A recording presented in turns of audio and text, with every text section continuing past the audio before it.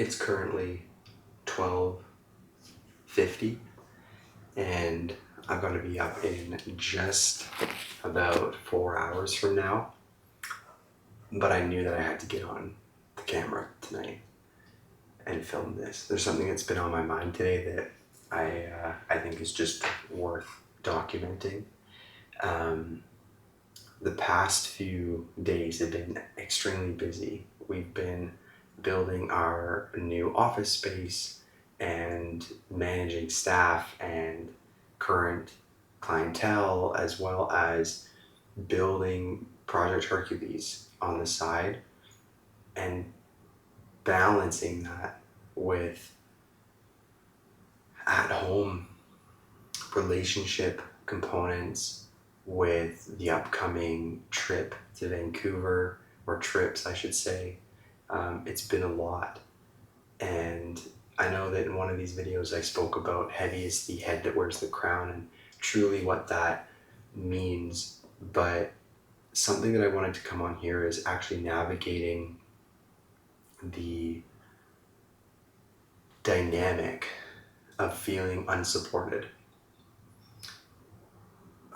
I've never felt more supported in many ways in my life. I've never felt more supported in a relationship. I've never felt more supported in my personal life, whether that be my relationship with my brother or my mother or father, or really anyone on the personal level. But when it comes to work, feeling like there's no one else that works as hard as me.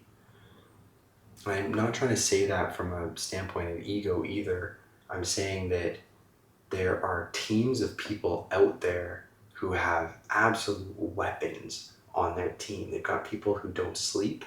They've got people that are constantly pushing the needle. And there's a great saying out there that you're the culmination of the 5 people that you spend the most amount of time with.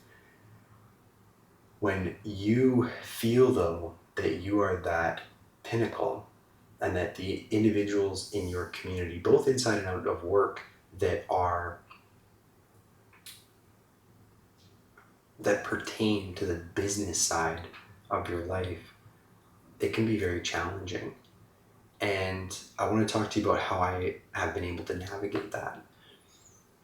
The first thing is really being present, and it's understanding that in this current moment, we're all human, and that we're doing our best, and that a great quote from Marcus Aurelius is that if you had the same information, experiences, knowledge as the person that you're sitting across from, you would do the same thing. So first of all, recognizing that the time for me to have a team of people who push me to my absolute limits, and that I'm allowed, or that I can push them to their absolute limits, is still to come. The other component to this is, the other way that I manage this, I should say, is through the visualization that that's okay. The visualization that I don't need that other support in place to thrive, and that those people will come. Back to point one, they will come when the time is right. When the time is needed, those individuals will come. There are challenging conversations that have to be had ahead. There are difficult components to just running a business, but there still has to be a level of enjoyment here. Like, there still has to be something that when you wake up, you're hungry for more, and that you enjoy that process. This is not about the destination. This is not about making millions of dollars. This is not about even just being 1% better every single day. This is about enjoying the moment. And truly, in order to do that, I like to practice the acronym ONE. So in order to practice this, the first is that we have to be in an isolated room. There can't be anyone else that's around us. It has to be just us. We then moving to the O, which stands for observe. This is the only sensory component of this that comes through the eyes. So this is that we observe things.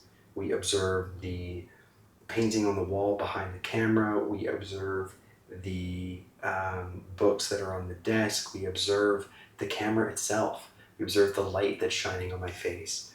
The next is we notice. That's the N. Notice is all of the other sensations. This would be if you're practicing this in the morning, you can notice the temperature of your coffee when you're holding it, or the smell of the coffee, or the texture of the table or your clothes or whatever you're sitting on. And the last is to enjoy.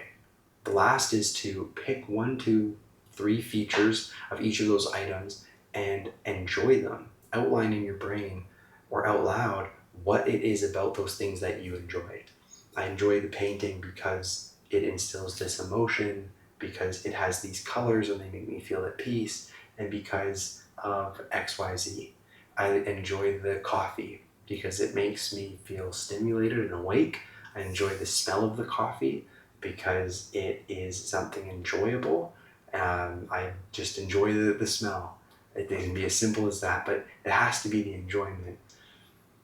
When you do this, you become not only attached to the items that are in your immediate vicinity, grounding you and bringing you into the present, but you also tie an element of enjoyment to those items, which helps the process even more because our bodies are tuned to enjoy things. We want to do things that we enjoy. The reason that you can take this as far as addiction, the reason that addiction can get as bad as it can is because people have some element of enjoyment of that substance that they're addicted to.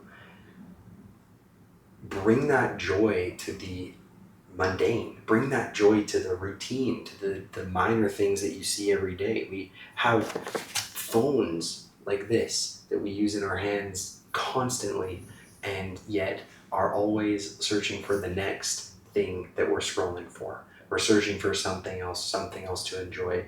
Enjoy the phone. Hold the phone, feel the phone, look at the cameras. How cool is the design on this? There's some controversy over Apple in the past little bit and their the innovation that they've had, but I think that from the beginning they've been leading the way in innovation. Enjoy that. Enjoy the touch screen. Enjoy the ability for you to press one simple button and your camera comes, your flashlight comes on. That's remarkable.